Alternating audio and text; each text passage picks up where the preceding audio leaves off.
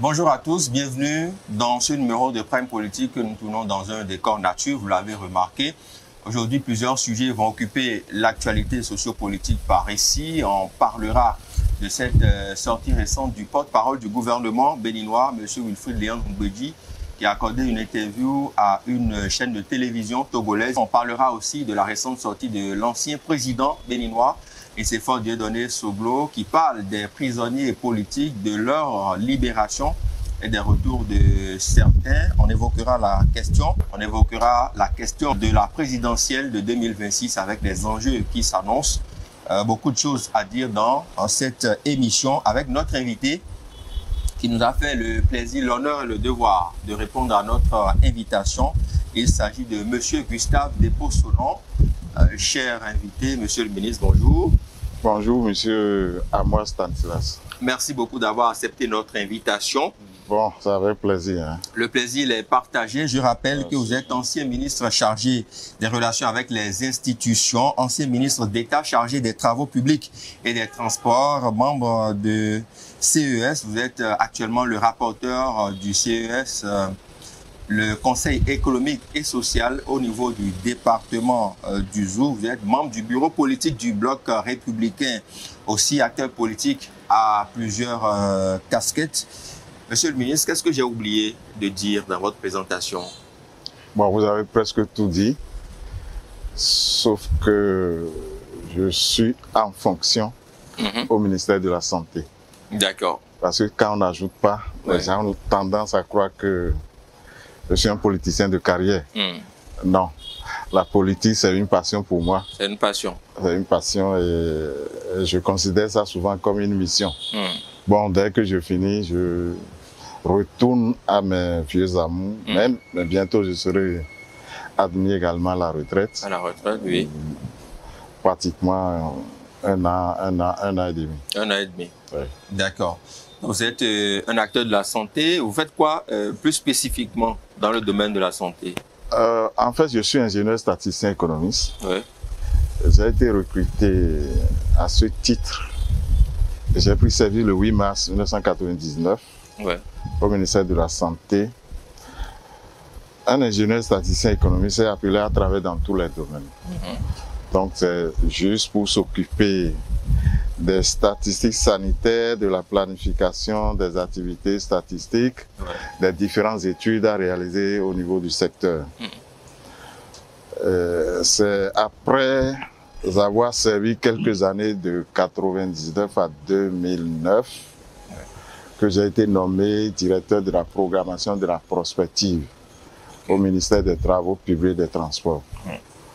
C'est là où ont commencé mes aventures un peu politiques. Un peu politique, oui. Parce que j'ai fait 6 ans à ce poste, qui est purement technique. Hein.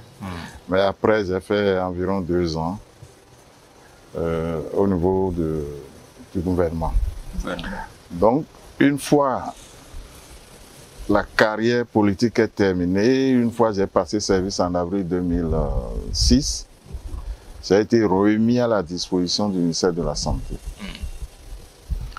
Le ministre de la Santé m'a affecté à l'inspection générale du ministère et j'officie là comme un auditeur-inspecteur au niveau du ministère de la Santé. D'accord. Voilà ce que j'exerce actuellement. D'accord. Merci beaucoup pour les précisions, monsieur le ministre. Entrons maintenant dans le vif du sujet, regard sur l'actualité sociopolitique avec la récente sortie d'abord du porte-parole du gouvernement béninois au cours d'une émission sur une chaîne de télévision togolaise, New World TV pour ne pas la nommer. Il a parlé du bilan du chef de l'État. Il a dit qu'en 2026, le chef de l'État passera la main, puisque la question de la succession occupe les Béninois. Il passera la main à son successeur pour que vive la démocratie, je le paraphrase en somme. Est-ce que cela vient rassurer? Était définitivement le débat ou les pensées liées autour d'un éventuel 3e mandat? Est-ce que ça vient clore le débat? Bon, généralement, pour cette question, ça m'étonne. Hein. Bon, je ne sais pas pourquoi on s'étonne. Je ne sais pas pourquoi ça devrait être une préoccupation pour nous. Parce que ça ne devrait pas être une préoccupation. Nous avons une constitution. c'est vrai qu'il y a des démarcheurs politiques qui animent en fin de deuxième mandat ou même premier mandat déjà. Et leur problème, c'était de pouvoir trouver, en tout cas, comme je le dis, ce sont la plupart des démarcheurs politiques. Sous le président Yahi, non, ben bien avant Feu Général Mathieu Kérékou, on en a connu. On en a connu quand lui-même, je crois en avril, non pas en avril, en février 2005, un an pratiquement avant la fin de son deuxième mandat, s'est ouvert aux Béninois pour dire, bon, les gens veulent ceci et qui n'a rien demandé. Il a profité de cela pour remanier son gouvernement pour dire, bon, tous ceux qui sont d'ailleurs pressés pour aller faire campagne, ils peuvent se libérer. Et il a fait sortir tous ceux qui étaient présidentiels de son... Et il a affirmé haut et fort qu'il n'était pas demandeur. Mais pourtant, en ce temps, ça a été véritablement des débats au niveau des universités. Moi, j'avais repris l'université au second cycle à l'époque. Et on voyait même des professeurs d'université défendre l'indéfendable à l'époque. Avec Dr Bouni Yahi, la même situation s'est posée en 2014. Bon, quand moi j'ai été nommé ministre chargé des relations avec les institutions, personnellement j'ai discuté avec lui, j'ai échangé avec lui.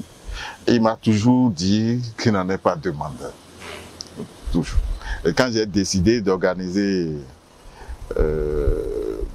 une réunion politique de tous les acteurs politiques à l'époque, il s'est trouvé des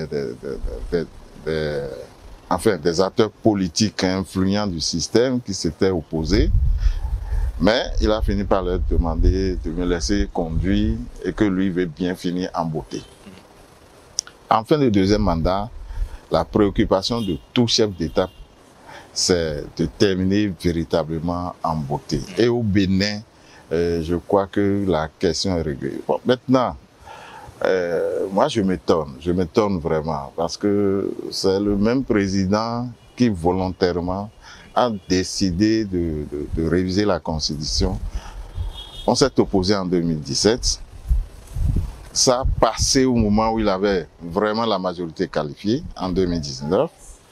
Et il a corsé, estimant, il a dit plusieurs fois que pour lui, cette question pour le moment est définitivement réglée.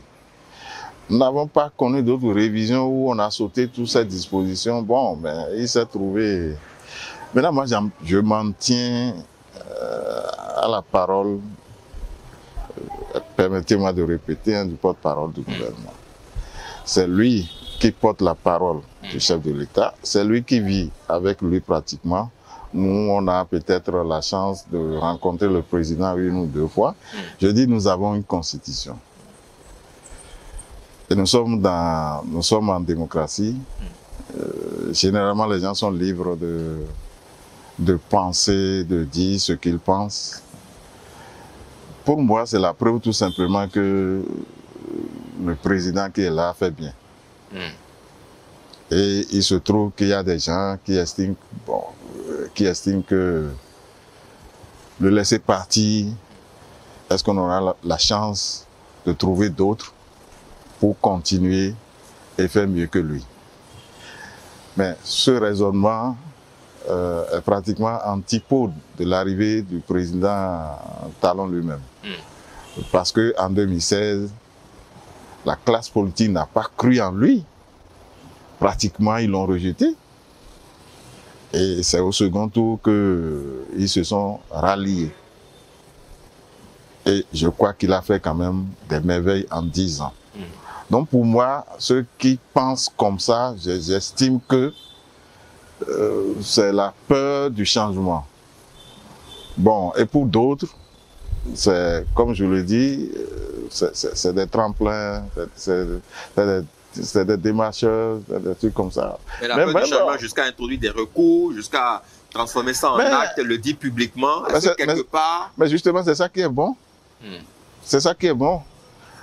Et quand ils ont introduit les recours, en démocratie, il faudrait qu'on cultive, dès qu'il y a un petit problème, qu'on cultive la pratique de saisir les institutions, parce qu'en démocratie, il faut régler les différends par des voies de droit. Vous savez, j'ai frotté avec le président.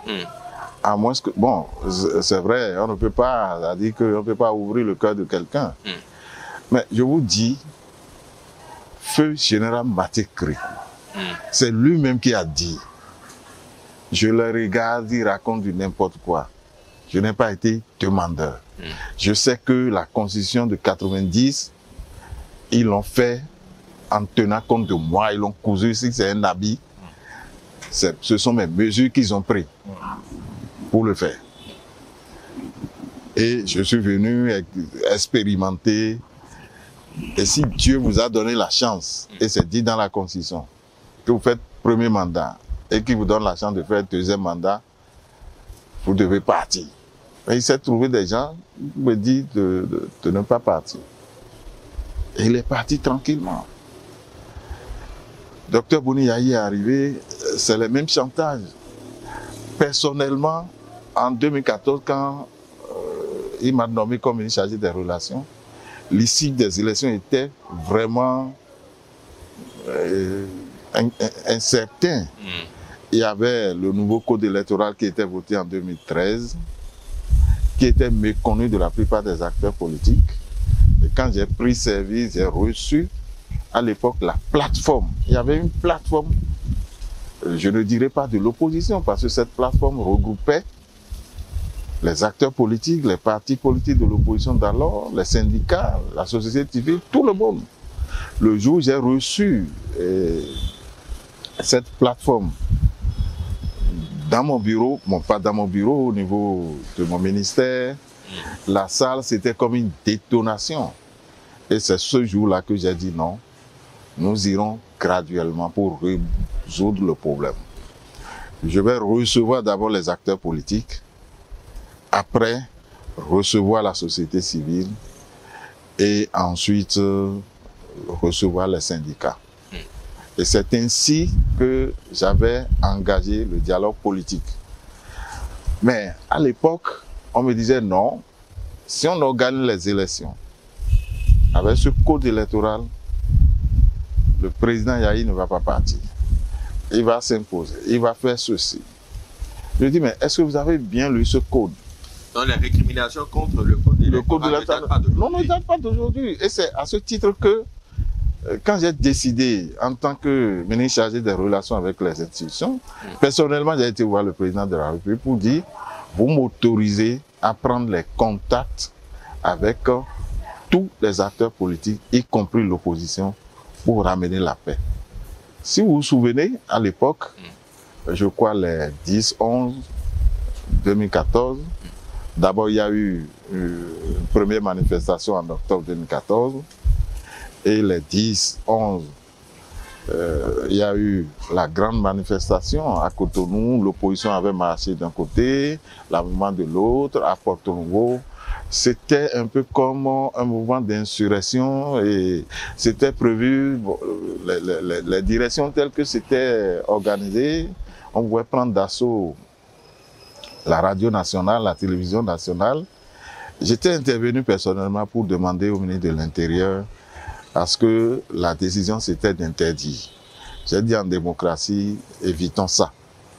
On autorise les deux, mais on leur définit des itinéraires compte tenu de la situation. C'est ainsi qu'on a orienté les uns de l'Étoile Rouvert à Kwakwa, les autres de l'Étoile Rouvert terrain, et tout Cotonou était en feu. À l'époque, le président d'alors avait souhaité que je participe à la marche, mais je lui avais dit non.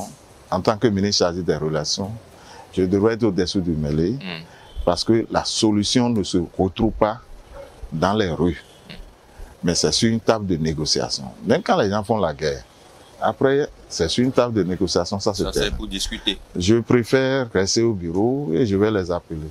Et ce que j'ai entamé, et ça a fini par les préparations d'un dialogue politique, mais les mêmes m'ont bloqué à l'époque, c'était le 2 janvier 2015, on a dû faire intervenir à l'époque la Cour constitutionnelle qui a imposé, au vu de nos résultats de concertation et autres, a imposé l'organisation forcée des élections législatives, les élections communales qui accusaient déjà plusieurs années de retard. Et ce qu'on a pu faire. Mais quand on l'a fait, il y a eu alternance au niveau du Parlement, même si ça a eu une voix près. Il y a eu alternance au niveau du sommet de l'État. Donc, je ne vois pas, bon, je dis, bon, si l'objectif aujourd'hui, c'est de se mettre au travail. Et avant, on avait l'impression qu'il y avait de l'argent, parce que presque chaque année, un an bien avant, il y a les candidats qui circulent et qui organisent de façon répétée un peu partout, dans toutes les localités, des mouvements.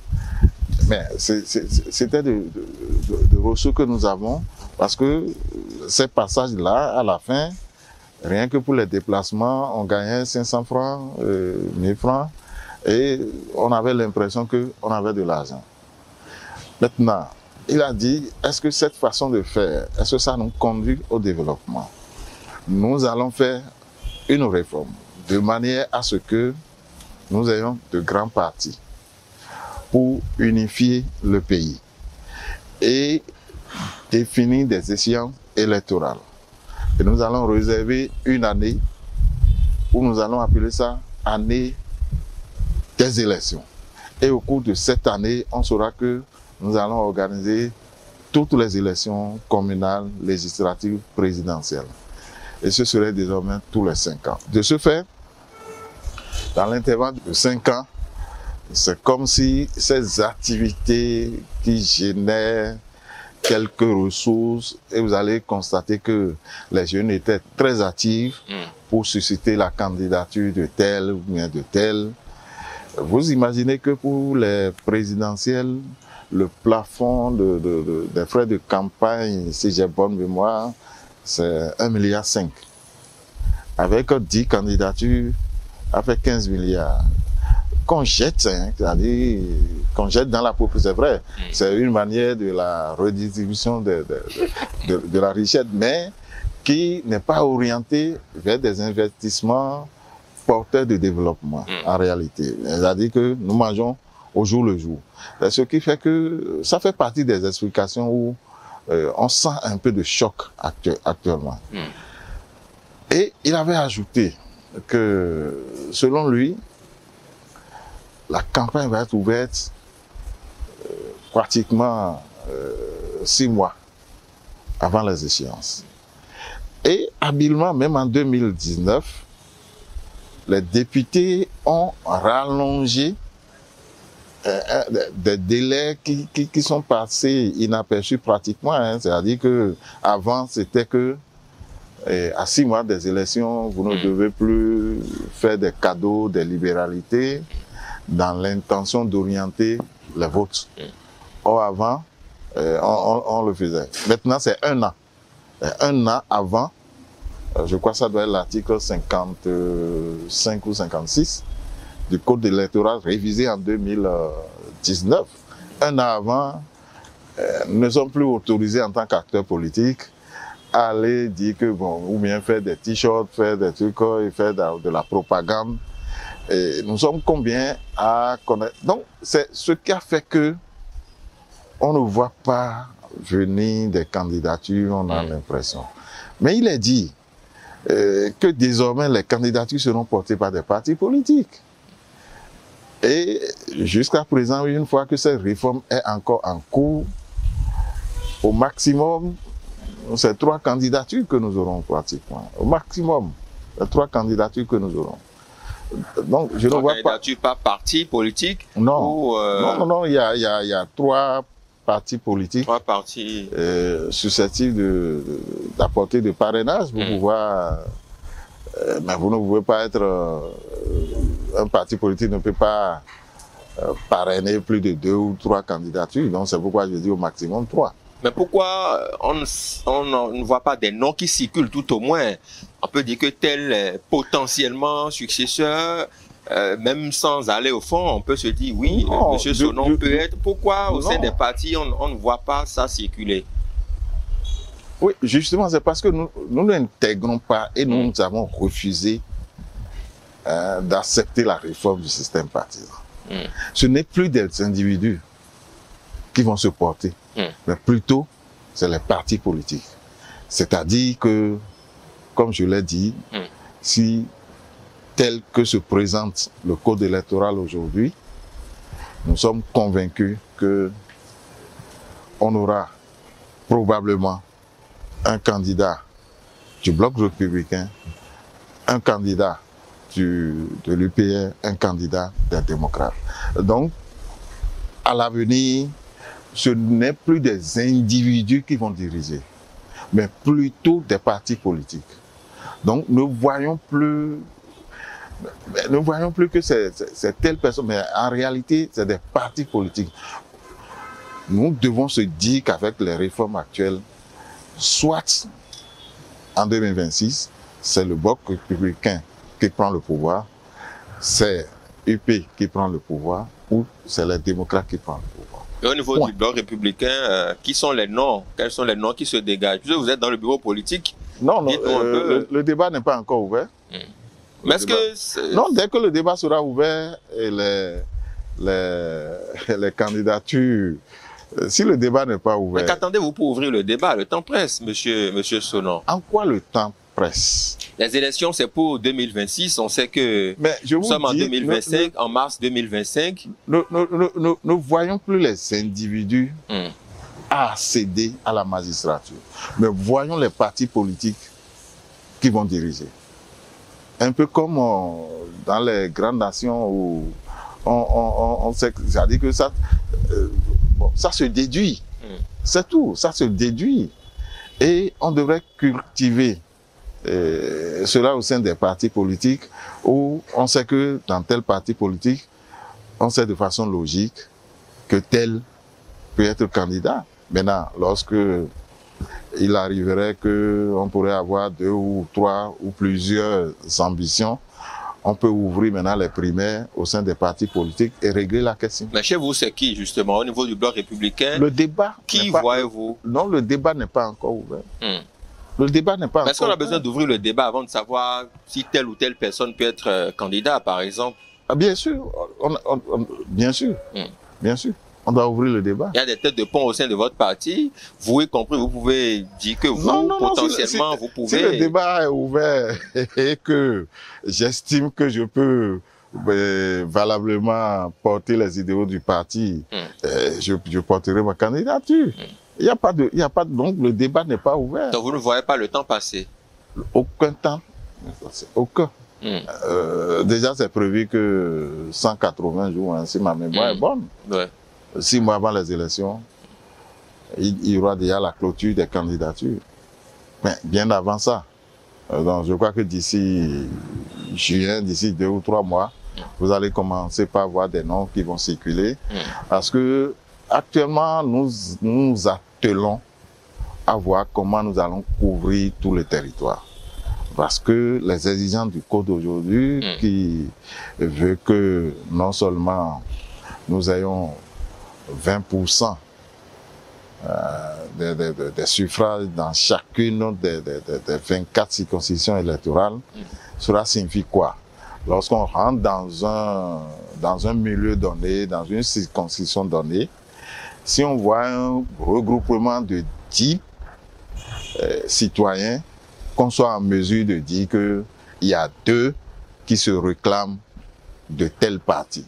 Et c'est de cette façon qu'on peut construire aussi l'unité. Parce que, vous savez, si sous feu général Mathieu Kérékou, de 72, après le coup d'État, il a réussi à construire l'unité, c'est parce que c'était quand même aussi le parti unique, même si on a été contre.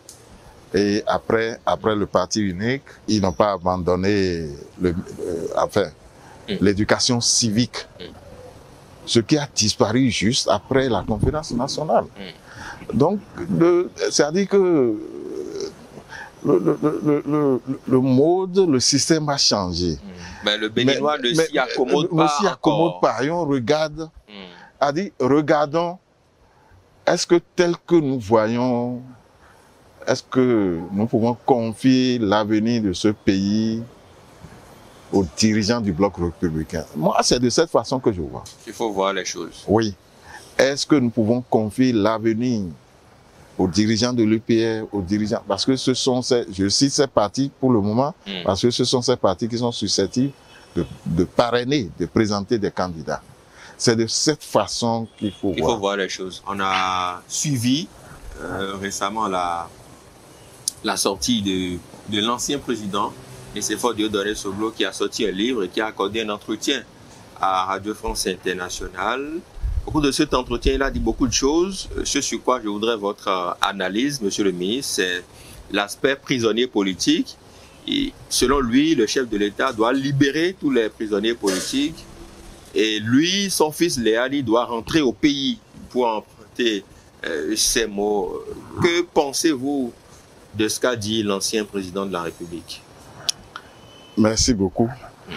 Il m'est souvent difficile de parler de mon papa parce que je suis d'Abomey et généralement nous n'aimons pas qu'on touche un seul cheveu du président Soglo. Et de façon générale, dans notre tradition, nous respectons nos aînés. C'est l'une des raisons pour lesquelles lors des discussions qui ont été engagés pour la révision de la Constitution en 2017 et ça a raté.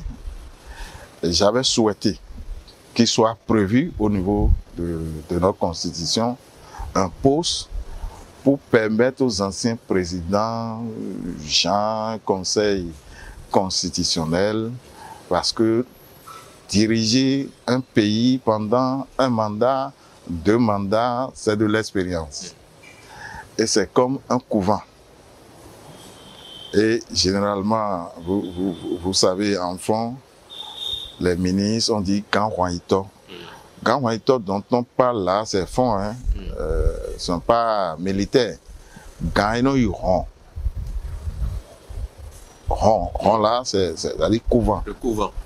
Et vous savez que couvent, tout ce qui est fait dans le couvent, ça ne sort pas dehors. Donc, des personnalités du genre, j'avais souhaité que ceux-là ne soient pas du tout égratignés dans la République.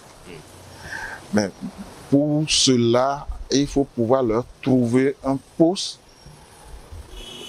qui va aider la République à tirer les meilleures ressources d'eux. Parce que quand je les vois actifs au niveau des partis politiques, je me dis, bon, ils seront toujours embêtés. La seule, c'est-à-dire j'ai regretté beaucoup de propos dans ce que le président Soglo a dit. Lesquels, par exemple? Ce n'est pas bien de demander la libération. Non, pour ça, oui. D'abord, la libération des personnes que j'estime qui sont en situation difficile, pour diverses raisons. Parce que les interprétations, ça dépend de la position de chacun. C'est pour ça que je dis, nous avons des compatriotes qui sont en situation difficile. Et même si ce sont nos pires ennemis, on n'aurait pas souhaité qu'aucun compatriote se retrouve dans cette situation, d'une manière ou d'une autre. Mais le président Soglo sait que ces questions ne se règlent pas sur la place publique. Ces questions se règlent avec de la diplomatie et dans une discrétion totale qu'on connaît dans ce genre de situation. Et c'est seulement le résultat final qu'on voit. Sinon, lorsqu'on jette dans l'opinion publique de cette façon, c'est qu'on envenime et qu'on radicalise les positions de part et d'autre.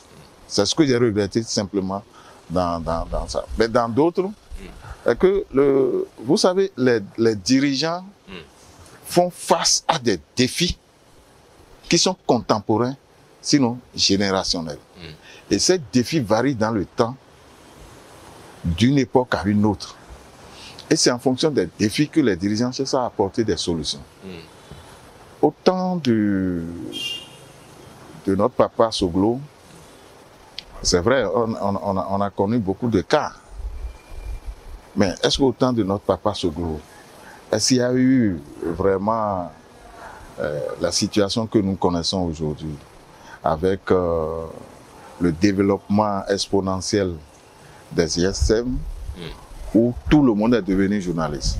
Je suis convaincu que... Les réseaux sociaux aussi. Les réseaux sociaux. Je suis convaincu que si c'est une émission directe, je comprends. Mais si ce n'est pas une émission directe actuellement, il y a quelque chose qui est dans votre langage que vous appelez roche. Tout à fait.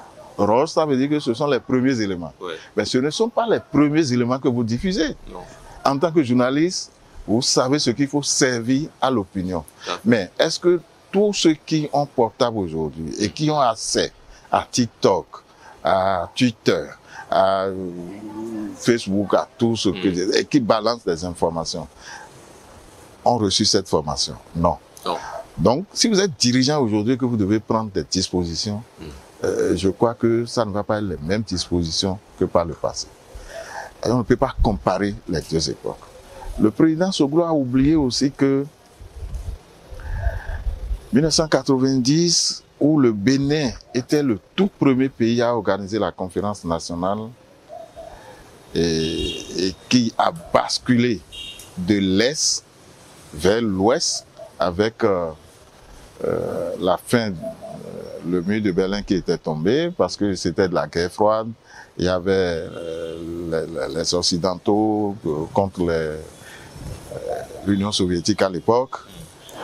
Et avec la révolution, le président Kérékou, Feu Kérékou, a basculé vers l'Est et qui n'a pas plu aux Occidentaux. Et c'est l'une des raisons pour lesquelles le président, le régime de Feu Mathieu Kérékou a été combattu pendant 17 ans. Et il a été asphyxié. L'industrialisation dont le président Soglo a parlé, le général Mathieu Kérékou l'a perçu et a créé dans toutes les communes presque des unités de production et a nationalisé toutes les entreprises. Et cette nationalisation avait apporté beaucoup.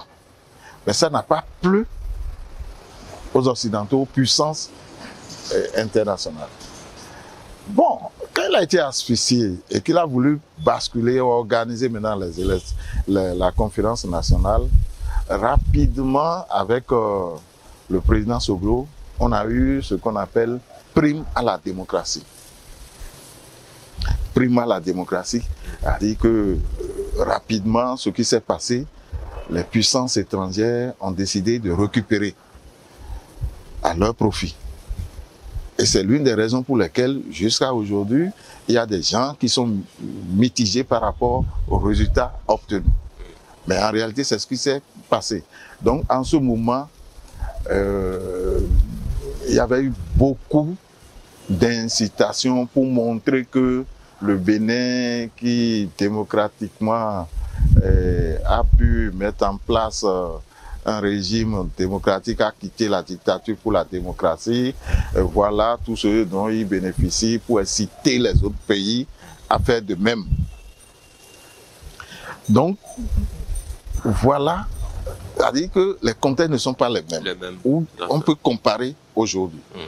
Mais en ce moment, est-ce qu'il y avait le phénomène djihadiste qui doit amener des présidents actuels à prendre des dispositions? Aujourd'hui, tout le monde crée des journaux en ligne et diffuse, c'est-à-dire qu'on peut vous salir. Donc, il y a eu plein de choses pour lesquelles on ne peut pas faire la comparaison. On ne peut pas. Mais sous lui, je me rappelle très bien, et le capitaine d'alors, Tawes, avait été accusé de quelqu'un qui avait tiré une roquette sur la salle de conférence CIC. Et c'est artistique qu'il avait pris la tangente, il a dû fuir. Donc, c'est pour dire que tous les régimes font face à des défis du moment qui les amènent à prendre des mesures qu'on peut estimer drastiques. Je suis convaincu, parce que c'est pourquoi j'ai dit qu'il y a beaucoup de choses. Tout ce qu'il a dit, c'est vrai, c'est fondé. Mais il n'a pas, en comparant avec la situation actuelle, et il devrait en tenir compte du contexte. Je crois qu'il n'y a pas d'études que nous réalisons sans d'abord présenter les objectifs et les contextes. Les contextes ne sont pas les mêmes. Le président Soglo sait très bien comment on règle ces questions. C'est en silence. C'est en cela que je remercie et je loue la mémoire du feu Monseigneur Isidore Tosusa. Ouais. Parce que si on a connu ce qu'on a eu, la transition du régime dictatorial vers la démocratie, il a joué beaucoup. Il avait dit, pendant qu'il allait voir le président Kérékou, il se posait la question est-ce qu'il peut s'en sortir vivant, et il priait beaucoup. Donc tout ce qu'il a fait, on ne sait pas. Personne ne sait comment on a alors voté une loi d'amnistie personnelle au président Kérékou pour les 17 ans de crimes commis. Donc, tout ça a été fait en sourdine pour obtenir la paix. Et je remercie également, parce que nous avons encore des gens qui sont vivants aujourd'hui, Maître Robert Dossou. À l'époque, je crois qu'on a voulu renouveler le Parlement révolutionnaire en 1989. En ce moment, on appelait ça les commissaires du peuple. Les commissaires du peuple, ce qui était bien à l'époque, était une représentation du peuple. Et on donnait un quota à chaque corporation. Les étudiants, les élèves avaient un quota, les professeurs du secondaire avaient un quota, je crois, les professeurs d'université avaient un quota 2, et les paysans, les corps constitués. Et c'est en fonction de ces quotas que les élections s'organisent et on dégage les représentants. Et en 89, les 2 représentants des professeurs d'université étaient Maître Robert Dossou et Feu René Aransou, je crois. Mais quand ils ont été élus commissaires du peuple et ayant véritablement un titre, pour régler la question, donc demander une audience pour aller voir le président Kérékou à l'époque. Ils ont échangé pour lui dire ça ne va pas. Avant de dire, bon, nous, on a pu le rencontrer, il s'est ouvert à nous, on lui a dit ce qu'il ne va pas. Je crois que, personnellement, j'avais rencontré le président Soglo, il peut beaucoup, mais pas de cette façon. De cette façon. Oui. D'accord. C'est vrai que dans sa sortie, il a évoqué aussi les relations entre le Bénin et le Niger. Il a dit aussi qu'il était prêt à repartir au Niger avec l'ancien président Boni Yaï, toujours dans l'intention de résoudre cette tension entre les 2 pays. Est-ce que ce n'est pas la preuve de la bonne foi de l'ancien président Nicéphore Soglo? Non, je vous dis, le président Soglo est toujours de bonne foi. Mais parfois, ce sont ces déclarations qui gâtent. S'il n'a pas pu avoir, par exemple, le 2e mandat, il y a eu fondamentalement quelques facteurs. Et c'est souvent ces déclarations. Par exemple, quand il a eu la dévaluation, pour lui, c'était une logique. Mais la façon d'annoncer au peuple béninois était plus mal perçue que la dévaluation même qu'on a vécue. Bon, mais pour lui, c'est-à-dire que c'était une logique. Et deuxième chose, je vous ai dit, notre peuple n'accepte pas qu'on s'en prend aux aînés. C'est pour ça que j'ai du mal à parler d'eux. J'avais souhaité qu'ils soient rangés vraiment au-dessus de la mêlée, ce que je n'ai pas obtenu. Et ça me ronge. c'est parce que on a eu à l'époque, je crois, hein, la francophonie, et il s'en est pris un peu ouvertement au feu général Mathieu Kérékou. Ce sont ces éléments cumulés. Et à l'époque, de par cette déclaration, on avait des problèmes avec le Nigeria. On ne pouvait plus aller facilement au Nigeria. On avait des problèmes avec Eyadema parce que Eyadema était traité comme le dictateur et autres là. Quand on voit arriver à la frontière Ila Kodji, vous êtes obligé de ranger votre carte d'identité dans les années 95 là, votre carte d'identité béninoise. Et pour vous fondre dans la masse comme si vous n'avez pas de pièces et on peut vous prendre comme Togolais, sinon c'était... Et ce sont ces facteurs qui ont fait que, sinon, je crois qu'il avait entamé un travail comme à l'image de ce que nous vivons sous le président Talon actuellement, et au point où il est qualifié d'Hercule, il devrait avoir le second mandat.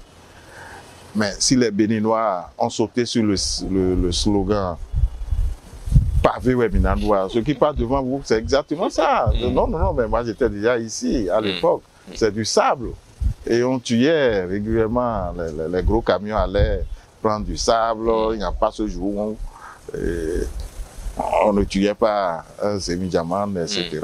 Donc c'est pourquoi je dis que le président Soglo, il peut beaucoup. Mais parfois, il s'y prend un peu mal. Et pour le Niger, je souhaite vivement que, comme cette fois-ci, il a dit que c'est sur l'invitation du président Tiani, ce qu'on n'avait pas encore obtenu depuis, parce que les deux peuples, nous sommes des peuples frères.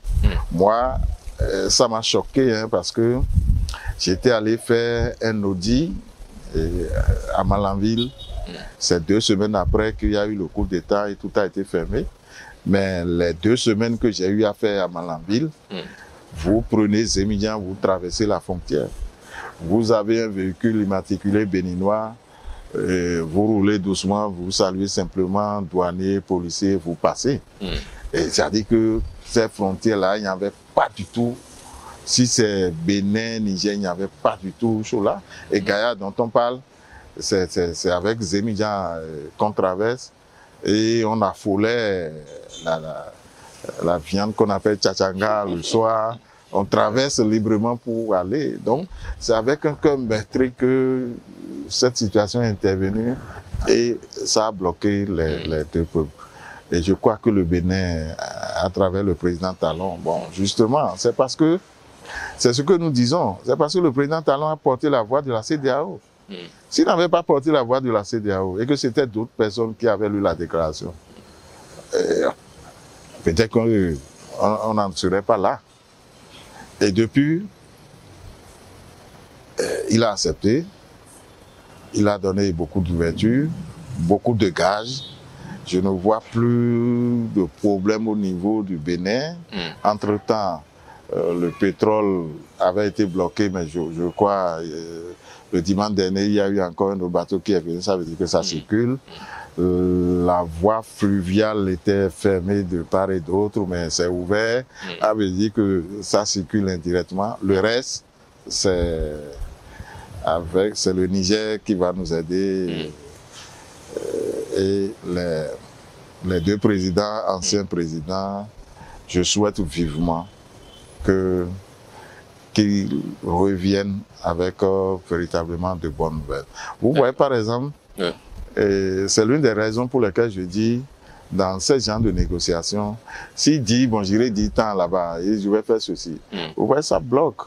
C'est-à-dire, c'est des négociations diplomatiques, discrètes. Et c'est lorsqu'on obtient le résultat final qu'on annonce. Mais je crois qu'ils vont y parvenir. Ce qui est bien avec le président Soglo, si vous appelez, même s'il ne connaît pas votre numéro, il va prendre. Moi, je l'ai appelé pour il a pris. Vous vous présentez, j'ai pris rendez-vous. Même si vous voulez le voir pour une question de 2 minutes, vous allez faire 2 heures. Il va vous raconter toute l'histoire de l'Afrique, tout. Et avec des preuves. Moi, je suis allé le voir, il m'a raconté, on a fait 4 heures.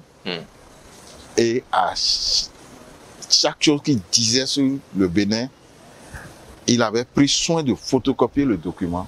Il dit, je te donne le document. Il ne faut pas que demain tu ailles dire ça quelque part, on va dire, mais est-ce que tu as les preuves? Il faut sortir les preuves. Moi, j'ai appris beaucoup de choses de lui. C'est pour ça que j'avais voulu vraiment qu'en politique, qu'il soit au-dessus.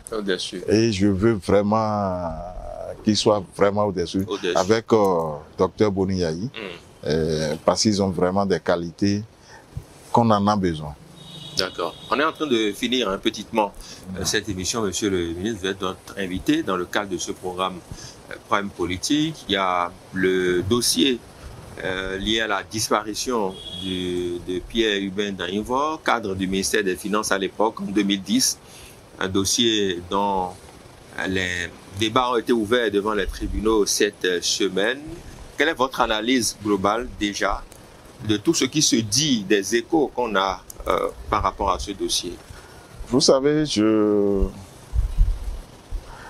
regrette que de façon publique, on revient souvent sur ce dossier. Parce que c'est triste. D'abord, c'est un collègue. C'est vrai, il est cadre du ministère des Finances, mais il gérait un projet au niveau du ministère de la Santé. Donc, nous, on venait d'être recrutés, on frottait beaucoup avec lui. Mieux, l'une de ses épouses était la fille aînée de mon patron à l'époque. Malheureusement, cette affaire a emporté la fille. Et quand on en parle, je n'ai vraiment pas de mots. Parce que si votre parent meurt et que vous trouvez le corps, vous faites le deuil et vous rangez. Mais qu'on dise qu'il a disparu. Vous êtes dans l'espoir, dans le désespoir. C'est des situations que vraiment je n'aurais jamais aimé vivre. J'ai un ami dont son papa a disparu comme ça. L'ami a déjà plus de 60 ans. Mais jusqu'à aujourd'hui, il n'a pas réussi à organiser le deuil de son papa. Vous imaginez, le papa a disparu. Donc, je souhaite vivement ce que je peux dire, que la justice, une fois que ce dossier est rouvert, que ce soit clôturé de façon définitive et qu'on ait vraiment la vérité pour permettre aux parents de conjuguer, s'il n'y a plus d'espoir, au passé, cet événement très douloureux. Parce que je dis, c'est quelqu'un que je connais. On était des collègues, parce qu'il était sur un projet au niveau du ministère de la Santé. Et mieux, il s'était marié à la fille aînée de mon patron. Moi, j'officiais sous un patron, c'était sa fille aînée. Malheureusement, c'est cette histoire qui a emporté aussi la fille. Donc, souvent, c'est dans les mains de la justice. Et je veux vraiment que, avec ce dernier développement, que les coupables, les responsabilités soient situées. Une fois devant. D'accord. Merci beaucoup à vous, monsieur le ministre. Un mot à tous ceux qui nous suivent en ce moment. Bon, merci beaucoup. Merci. C'est la première fois que je suis venu chez vous. Et je trouve que vous faites un travail excellent. Merci. Et c'est ce que j'aurais souhaité, que les différentes chaînes, les différentes initiatives de chaînes que les jeunes créent puissent orienter le débat dans ce sens. Parce que j'ai toujours l'habitude de dire, nous avons eu la conférence nationale en 1990, avec 35 ans. 35 ans plus 15 ans, ça fait 50 ans. Ça veut dire que ceux qui peuvent avoir une idée de la conférence nationale, c'est les 50 ans et plus. Ouais, les 50 ans et plus. Oui. Donc, et avec le renouveau démocratique, nous avons oublié de poursuivre avec l'instruction civique. On devrait trouver une formule pour ramener cela parce qu'on a besoin de cultiver dans la tête de la jeunesse le patriotisme. Je souhaite que nous puissions aborder les échéances à venir avec calme, patience, parce que c'est une expérience. Il faut vivre des expériences pour pouvoir tirer des leçons. Donc mon souhait, c'est que nous puissions véritablement observer vraiment un calme pour que les élections de 2026 se passent dans la paix. Merci beaucoup à vous. Monsieur Gustave Depaus-Sonon, vous êtes notre invité pour Prime Politique de cette semaine. Ancien ministre de la République, vous êtes actuellement le rapporteur au niveau départemental dans le jour du Conseil économique et social, membre du bureau politique du bloc républicain aussi. Merci d'avoir accepté notre invitation. Avec vous, on a parcouru et feuilleté un peu le cahier actu de la semaine. Merci à toutes les équipes en régie de réalisation autour de ce programme.